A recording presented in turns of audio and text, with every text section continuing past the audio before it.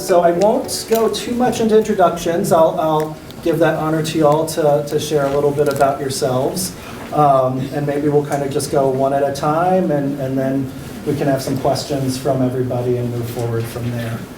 And so this is Pete Keiley.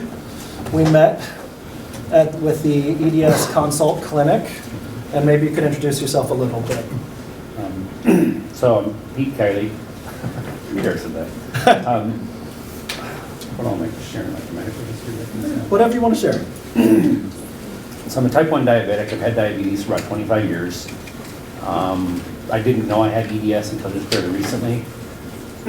I had a lot of dislocating of my joints through the years and a lot of pain and weird symptoms. So I saw a rheumatologist who referred me up to the EDS clinic, and it come to find out I've got a weird connective tissue disease that is Ehlers-Danlos syndrome is what it is. And so that's my issue, or my story, I guess. Sure. And you have a background in medicine as well, right? So we'll kind of keep moving on. And next to you is Samantha Guillory, and you are currently interning with PM&R on our inpatient unit with our SCI team. I don't know, can you share a little bit about yourself too? I'm Samantha. Yeah, I'm interning. Great team. Shout out. Great team. I'm a quadriplegic, C6 and 7. Yeah. What else do you want to know? That's all. We'll go to questions in a minute here. And then we have Jeff Ellis here, someone that's had a long history with our physical medicine and rehabilitation division from inpatient on from there. And so maybe share a little bit about yourself. I said my name is Jeff. Had a motorcycle accident, it'll be 2 years ago next month, and forced me into retirement, rather significant. TBI, multiple fractures. I'm blind in my left eye, ripped my spleen in half. Many different things. I was in a coma for a week and a half, and I was in no memory at all for 5 weeks, and I was in the hospital for about 8.5 weeks here. And I'll share some of that with you. I was a patient of Dr. Trapp, and he called me a couple weeks ago and asked if I'd be willing to come up and share some of my experiences at the hospital, which I'm happy to do. It's appreciated. It's appreciated. And we have Alec McMorris next to you. I'll let you say a little bit about yourself. So I'm Alec McMorris. I've been an amputee for, it'll be 6 years on the 30th. I was hit by a truck up Parley's Canyon.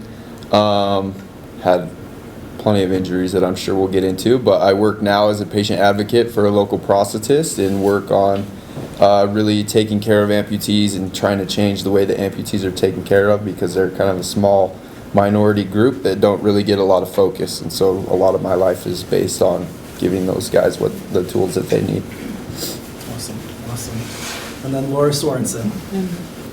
My name's Laura Sorenson, and in the past, if I look familiar to any of you that are old enough, I was a critical care clinical nurse specialist here at the university. I've worked in everything in the hospital that has a U on the end, as well as ER and AirMed. And I used to go pick up patients like Alec here out of the canyon. And I have MS. Well, thank you. Thank you all for being here. I really appreciate it. I wonder if anyone wants to begin with any questions. I'm happy to do this as well. Is there anybody that has something they'd like to ask? And maybe before we begin that, or do we have providers here? Okay. What kind of clinicians do we have? So I'm a family physician. Okay. Other folks, I know some PM&R people, got some physiatry. Wonderful. Any nurses? Wonderful. And any other allied health providers that I haven't asked about? We have a significant amount of either physician assistants in this room or physician assistant students. Y'all want to raise your hand if you're affiliated in any way with that PA program? PA. Okay. Okay, so So Darren, PA. you didn't have anything to do with bringing people here. Thank you for coming, that's awesome. Maybe to begin, and then we can get some questions from folks. Is there anything when talking about this or thinking about coming here that was on your mind that you wanted to share? Something that could be helpful for providers and trainees going into that position?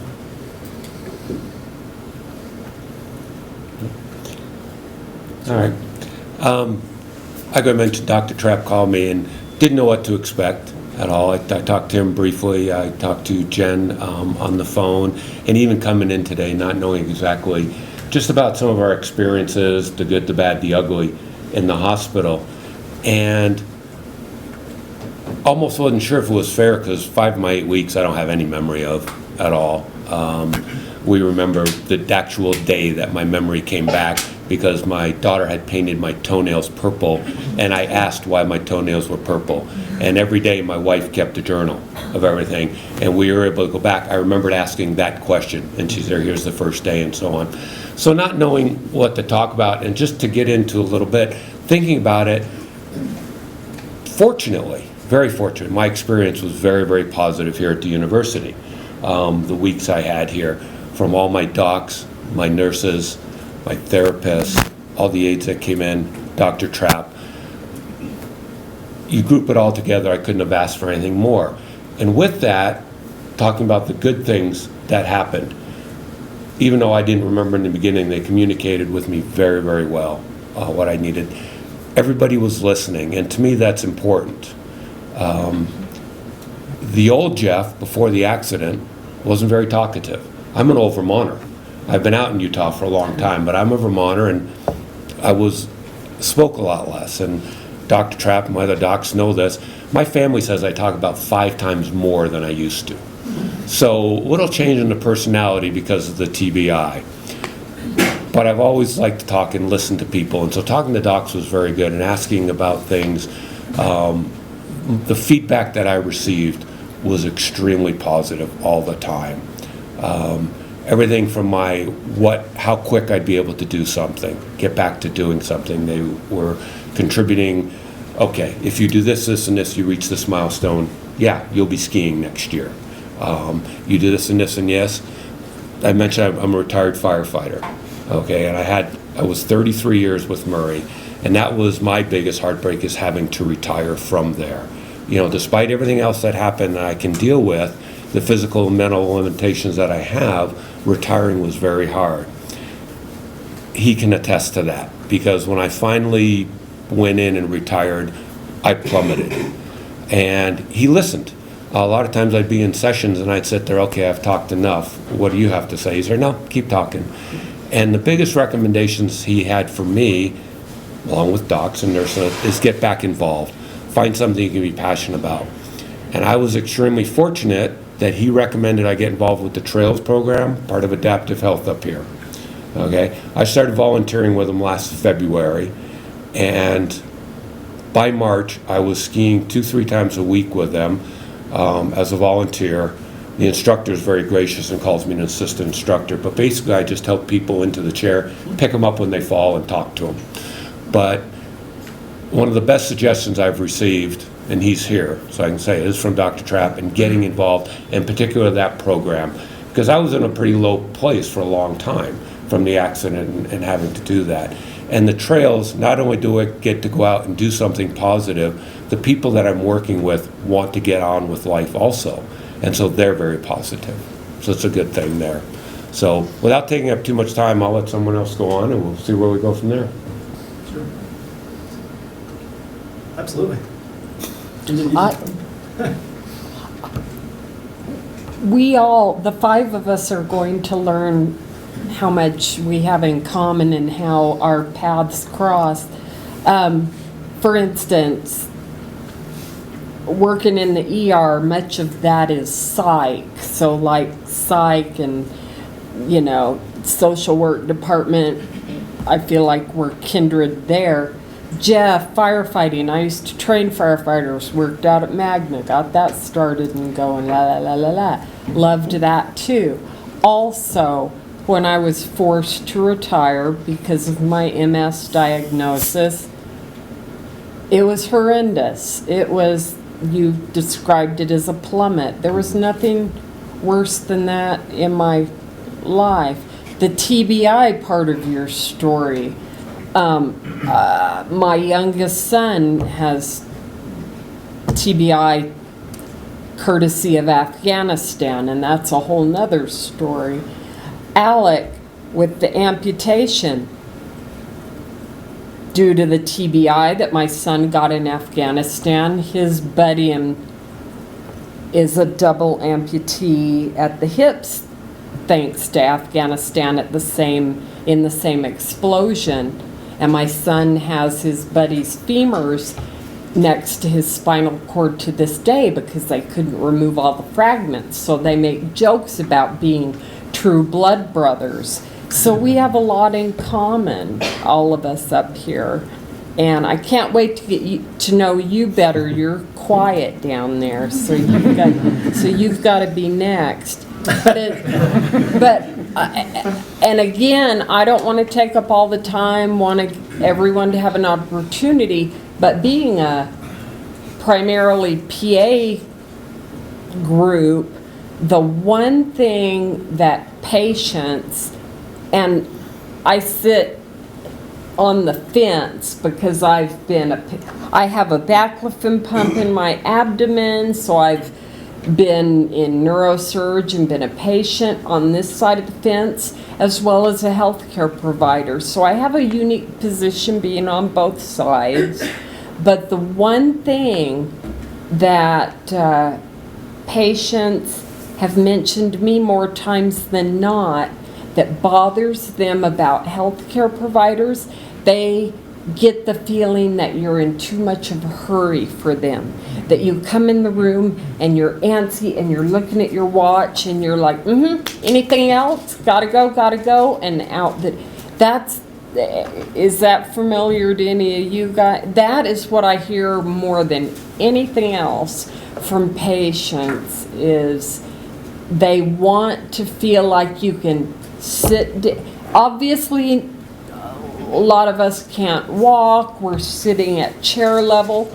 They want you to sit down and look them in the eye at eye level and let them know that you notice that they're there. Because I know as a disabled person being in a chair, don't you? You're looking at belly buttons and butts all day long. All day, belly buttons and butts. And it's really nice, especially your healthcare provider, to not be up here, but to be here. And so I think those little push stools that are in all the rooms, those are invaluable. Sit on them and roll up to your patient and talk.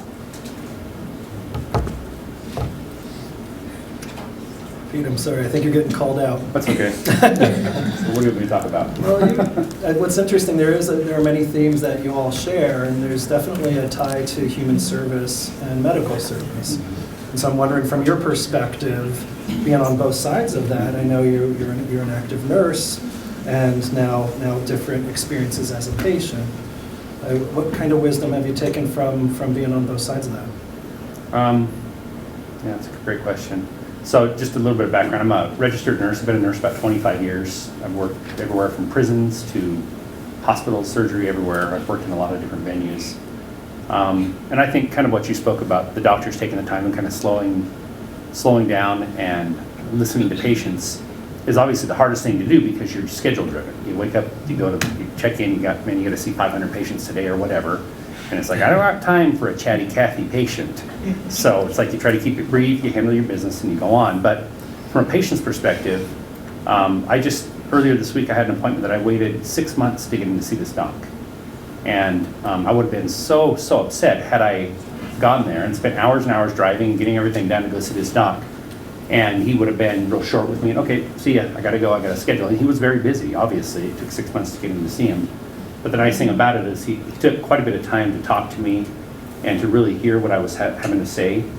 And so it was very valuable. And I think working in the medical field, you come across a lot of people in all different walks of life. You know, people who are truly legitimately hurt, people who are super stoic and never know they're hurt, but they're really hurt. People who get a splinter and act like they're dying. And so you get this whole paradigm of people that you don't really know where everybody lies, but everybody's still important, and it's hard to differentiate that because you can become real hardened to people who waste your time or people who manipulate the system and let that overshadow everybody else who isn't doing that. So I don't know, it's a challenge, I suppose, that I've been able to see full circle now. I love that description of softening yourself, you know, so that you are open and your radar is accurate and you're not missing those people that might be stoic or the ones that might be potentially catastrophizing about one thing but have all these other needs that are also just as important. But that softening and that openness, so important. There's something about being heard as well. I wonder, how do you know if you're being heard by a provider? I think, Alec, with your interesting position as being an advocate, you know, how do you know that a provider is actually connecting and hearing and taking the right data that you want him or her to? For sure. In my field, it's relatively easy to know, because it's like if that prosthetist or that provider is really listening to you, then your leg is going to fit right. You're going to have easy things. But on the flip side, I think that you know, for example, Dr. Duncan here. He's Chris Duncan in the amputee clinic is as busy as it gets. He's running around 24/7 whenever he is on the floor. But then he'll go into a room and be in that room for 45 minutes. And I've been in those rooms with him, and it's a much more personal touch. You know, there's talk about how's your family at home and what's going on with your daughter and things like that, or what happened at work this week, and making things more personal. So it's not just a in and out, let's talk about, you know, what's going on with your body, obviously, but it's also checking on all the things that encompass that person's total health, not just their physical health, but their emotional health and everything else as well. And so being heard is number one for sure. And I think that all of us would say that, you know, we've been in rooms before where it's in and out like that, and you don't feel like that person heard a damn thing you said. And it doesn't do you any good. It wastes your time. And then on the flip side, when you go and you feel like somebody does hear you and they talk to you, they ask you those maybe extra questions and spend an extra 10 minutes to get to know you on a more personal level, that makes all the difference in the world. And for me personally, like, that's how all my doctors here at the University of Utah have been. And I believe I'm very fortunate to be brought here when I was and work with all the doctors that I had, because they're the reason that I do things like this now, because of how much time they spent into making sure that I was healthy. Now I want to give back to them. And so I get involved in every study possible for amputees here, because I want to help the amputee population, but also help those people that saved my life and took the time to make sure that once I was healthy, that I was doing well. They didn't just, you know, they didn't send me out the door, and then when I tear my ACL again and see my doctor, you know, he's going, what's going on? He knew what was going on. He knew that I had been wakeboarding and doing too much and everything else. He knew what I was like. Mm-hmm. And so that personal relationship doesn't take a lot to build. It just takes a little bit of extra time, a little bit of extra care, but it means the world to the people that are on the other side, for sure. That's helpful. When I think about being heard is a conversation which is inherently with multiple parties. I wonder, are there any tips that you have about self-advocacy, about getting that data to the provider, in addition to making sure it's being heard? And that could go to anyone, including you, Alec. I mean, I tell people, especially being an amputee with the battles you have to go through with insurance and everything else, you have to be an advocate for yourself. If you're not speaking up for yourself when things are going wrong, then nobody else is really going to. And so it takes time as a patient to get to a place where you're comfortable and want to talk to those people. And I think that as providers, you can tell when somebody really wants to talk and they want to tell you about things that are going on, and also when they may be struggling emotionally or whatever else. And you can tell those differences, and it's just about, you know, maybe not being so pushy in certain times and really just reading the situation is what helps me the most, for sure. Sam, I know you're embarking on systems level work with social work and everything. What comes to mind from the work you do and personal experiences as a patient? I've never really had a problem. I've had the best doctors. like my doctor, Dr. Rosenbluth was the one that encouraged me to come intern on his floor, which I thought was pretty cool, but I've never really had a problem with, what am I trying to say? It does feel good when they like humanize me, but also I feel like that's not even just particular to disabilities. I feel like that's just a human thing to do that. But yeah, I don't really have much to say about the provider thing. Just be a good person. Just be nice, care for them, fight for them. Because so many don't. My doctor, after I got hurt, I wasn't even there, but I got hurt 7 years ago. And he did my surgery on my neck. And he told my mom I would have a horrible life. And so would she. And so, don't be that doctor. Don't be him. Because he's horrible. So, I don't know, just treat him like a human. That's basically my advice. And you have a neat perspective right now, treating other folks on our inpatient unit. What have you learned from the diversity of experiences people have with disability, with injuries, with changes? I'd imagine, yeah. Just to follow up with that, not only being human, but being on both sides of the fence again with this, I found it, you need to figure out where that patient is, and you need to communicate with them at that level. We all know you're going to have some patients that come in that are la la la, prima donna, 5-star, whatever the hell, and then you're gonna have low IQ, physically abused, yada, yada, yada, and everything in between. So the sooner that you can, and I found this more so on AirMed than anything else, you land on a patient and you need to be intimate with them immediately. You don't have time. So to be able to get in there and figure out where that patient is, what their pain level is, where they're coming from, and start communicating with them on that level. I think that helps. Are they depressed? If they're depressed, you're going to communicate in a different way. If they're hyped up on drugs, of course, you're going to be hitting it a different way. Just hit them on their level. You also speak to the developmental nature of healing and disability and change.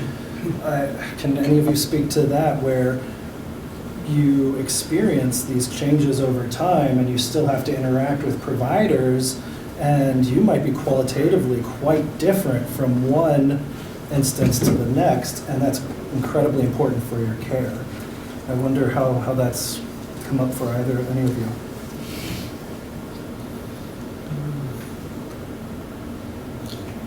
From my standpoint, in this, dealing with my therapist a lot, going out, and whether it was occupational speech, orthopedic, physical, had the whole 9 yards with them, is as they saw me improve, they would ask me, how was that? Is my memory better?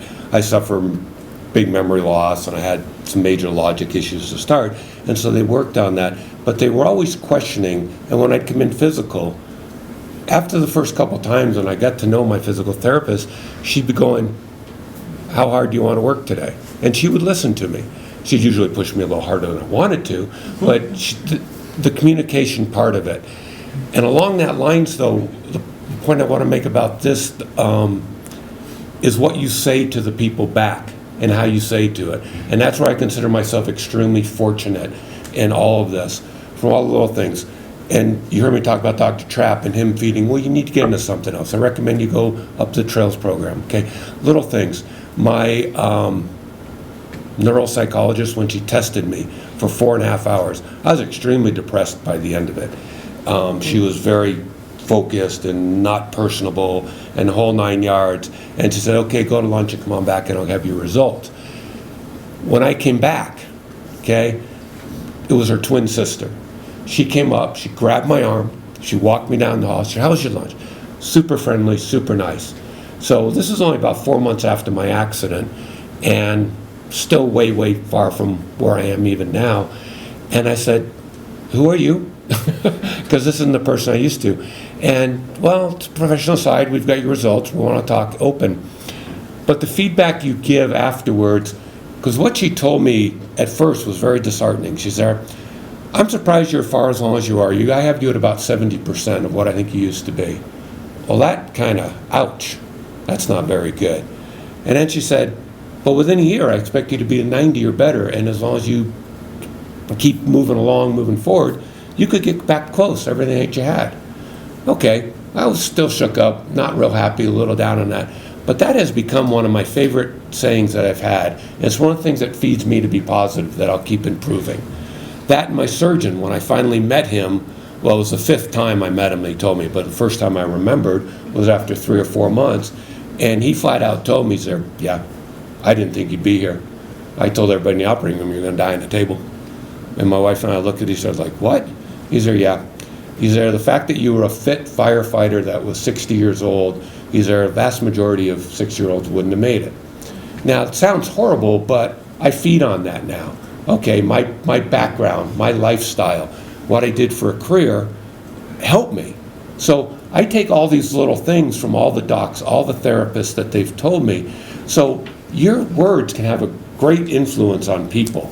And just the little things, the positive suggestions. Now, maybe you're not going to, go as far as Dr. Trapp did and get your degree, but like she was talking about, being a person, and just communicating with other people is so important. And that's most of where my all-star stories come from, is that people listened to me later on, but they did listen to my wife. My wife knew me, and she was right there taking care of me, and she, told a lot of the discussions that were had over time. So what you say from any level, and as a fire officer, and I had a lot of new paramedics on the scene, seeing that compassion level, those that had a great amount and were just real good with talking with people, those that had very little, and I use compassion for lack of a better word, their communication skills, they got along a lot better with the patients, and they found out a lot more information. We'd find out other things on the way to the hospital in the back of the ambulance if someone else was talking, just because of the way they reworded it, or they were a little friendly, or may even had a smile on their face. Because all firefighters don't have smiles on their face at 3 o'clock in the morning, okay? It's just not going to happen. Exactly. And I'm sorry to interject, but at the beginning you said she came in the room, your provider, and asked you how your memory was doing. Now wait, is that the definition of irony? Okay, a guy with TBI with memory problems. Do you remember how your memory's doing? What's up with that? But anyway, but like I was saying, it's so true. Like, be intimate immediately, and the more you hook up with them and where they are, the more patient information you're going to get back, and the better you can help them. And it makes it easier for you with your care plan, as well as obviously it's going to help that patient with what they need. And I hate to put you on the spot. I love that you brought so many of your folks here today.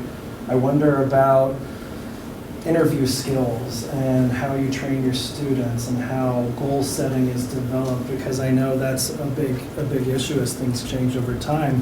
What goals are being set, how they're being set, and how do we prep the next generation of clinicians?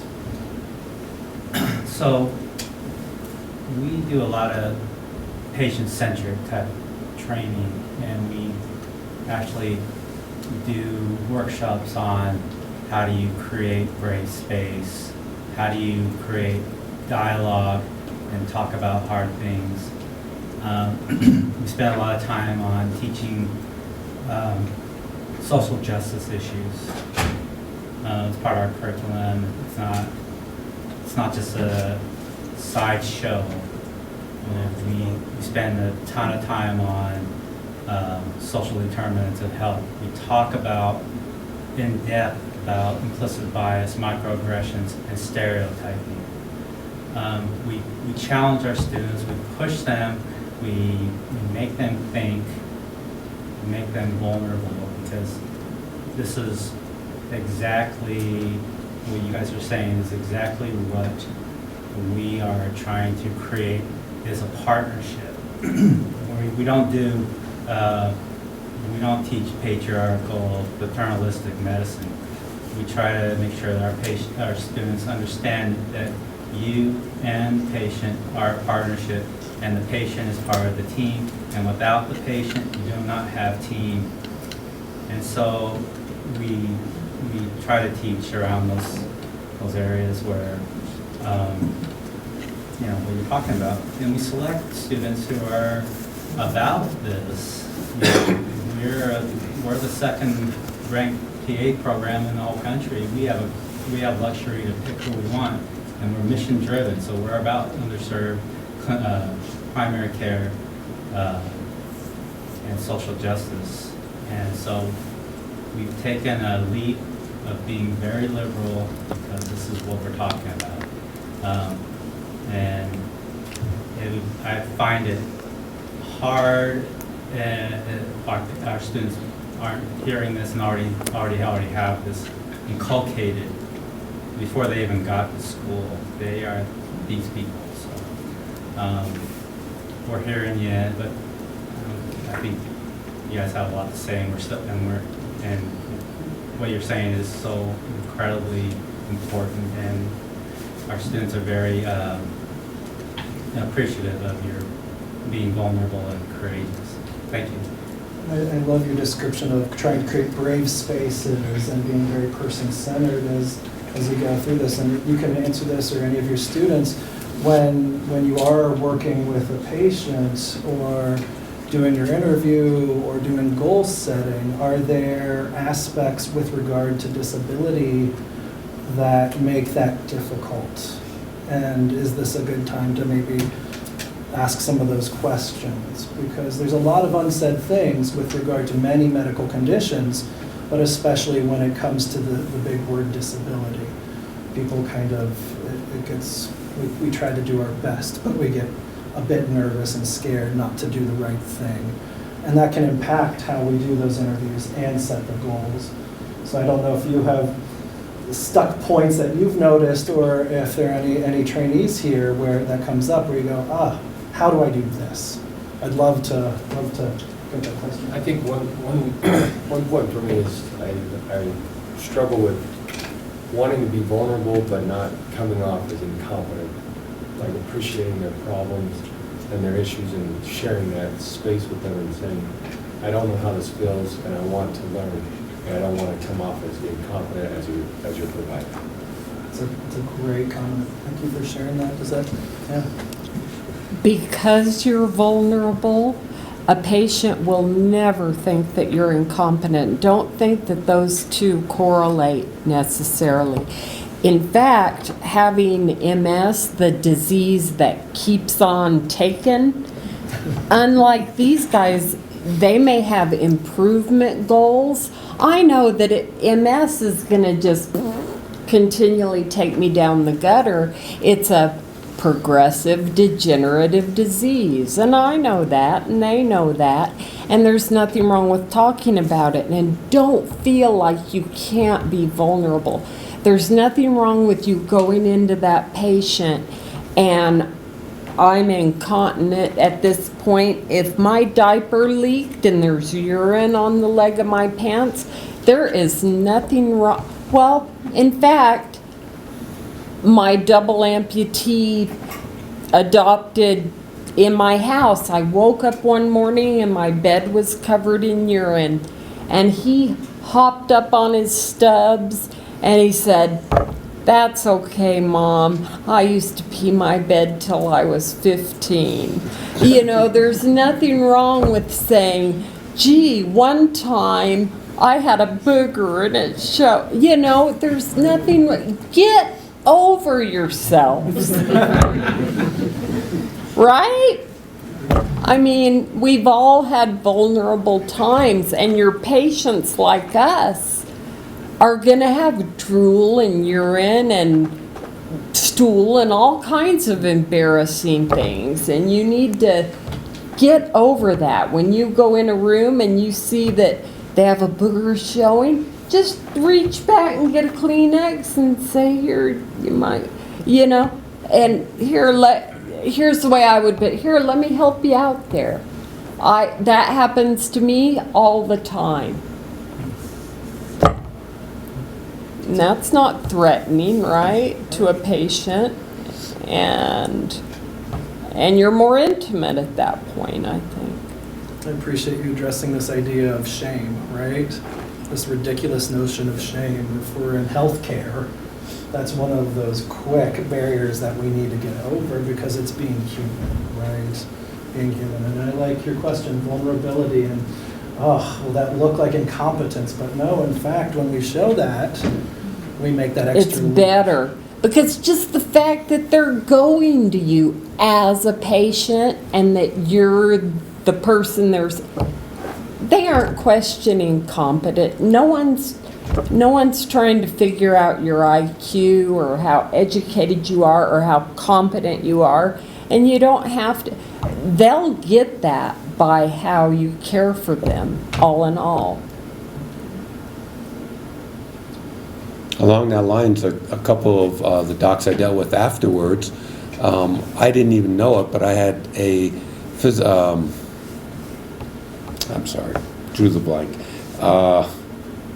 It's that memory thing. It is, unfortunately. Go a plastic surgeon and get some things looked at and fixed. And I didn't even know why I was going to plastic surgeon. My wife said, "Oh, go see. She's got her notes, yada yada." So I had this young one come in first, took my blood pressure, and I had this other young one come in. She had some tats and a big earring, hair done up. I said, "She was just here to take blood pressure." She says, "No, I'm the doctor." Yeah, oh, okay. Anyways, she was very nice, and I said, "I don't even know why I'm here." She's there, well, if you want to fix any things that are showing, blah, blah.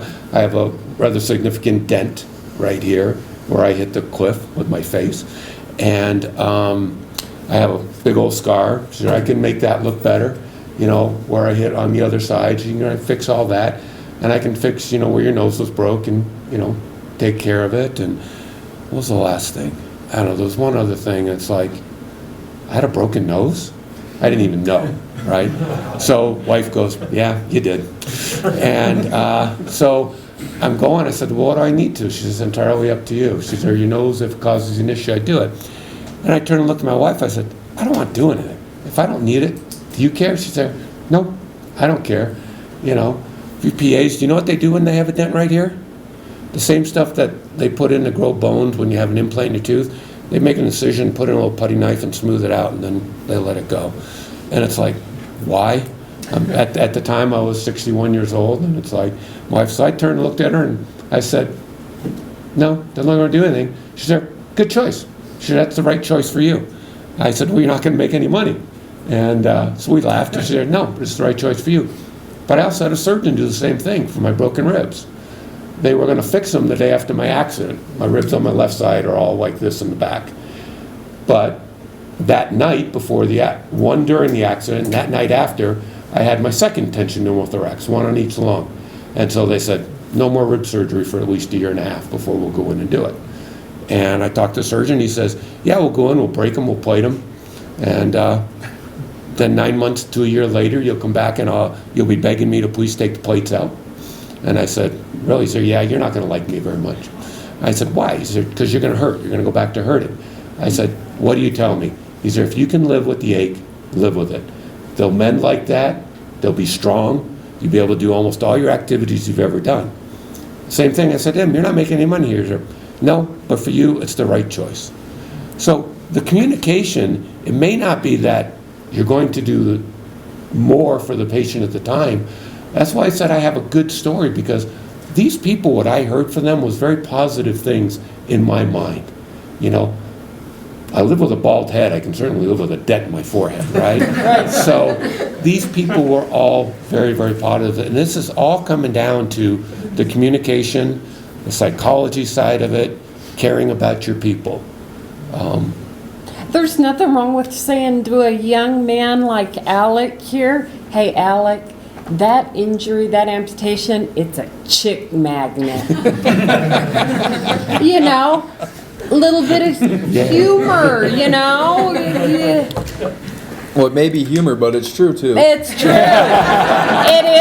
It is. I know it, you know it, I know it, you know it. But I speak a lot to high schools, right? And the reason why I enjoy doing that is because whenever any one of us is in a store or something like that, those kids are looking at us, but everyone feels uncomfortable, right?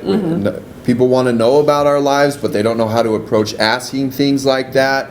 And then it becomes more of a dehumanizing situation where I'm standing at the end of the aisle and this kid is just popping his head around the corner and thinks that I don't see him. Yeah. But I know who's looking at me and who's not, because people are looking at me everywhere I go. I know who's looking. And so going back to, being vulnerable, is like we're all very vulnerable. We've been through quite a bit. And so we don't have a problem with a stranger coming up and asking us like, hey, what's your life like? Ask me these questions.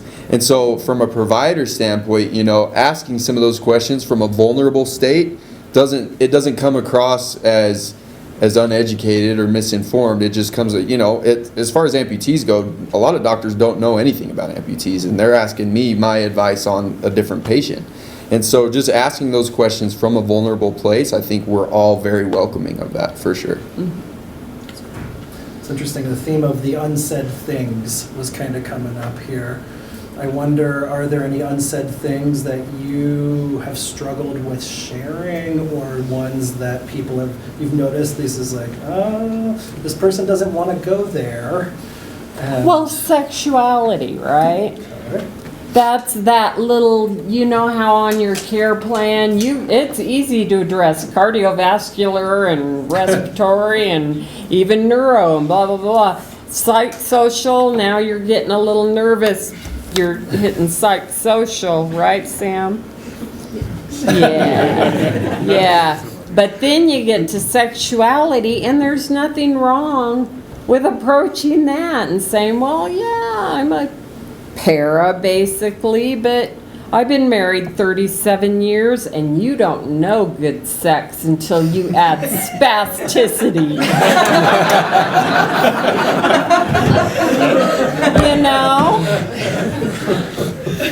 Approach those things, because there's gonna be a patient out there that is just males in particular.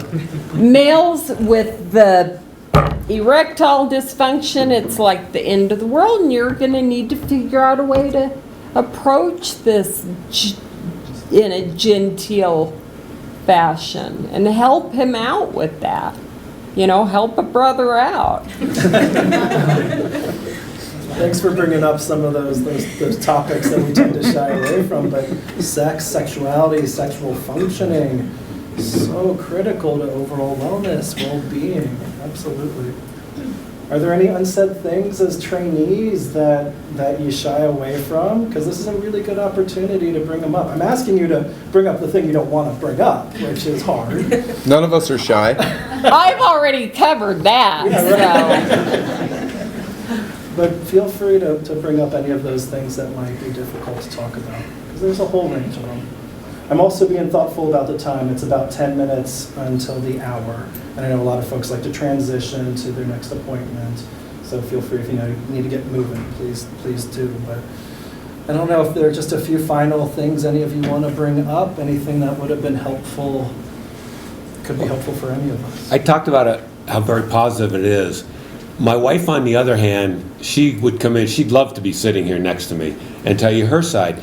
And not that it's bad, but she was also a chief officer in the fire service, and she is extremely outspoken, and she will tell you right where it is. And she talked about several things for me when communicating around a patient, and because I didn't have memory, and because I wasn't functioning all that well in the hospital, they're talking, but I had 2 adult children. One was 33, one was 26, my son and my daughter, and a 16-year-old daughter, and they were there a lot. And a lot of times, if my wife was out of the room or in the waiting room or whatever, they would talk to my 26-year-old daughter. And my wife really felt left out. It's actually, that's her stepmom, it's not her actual mom. And she felt a little bit left out of it. And finding that main person you're supposed to talk to, and they all have them in a family, you know that. And problem was, my son was with me on the accident. My son actually kept me alive. Paramedics kept me alive. And so he had a big stake in it also. So he was always at the hospital with me. Also, my wife was in Boston on a trip, and she was able to get a 6:30 a.m. flight back the next morning and get here pretty quickly. So, but that communication, who to talk to. And the other thing that I've heard from the family is like one of the things, keeping it emotionally stable and keeping it quiet.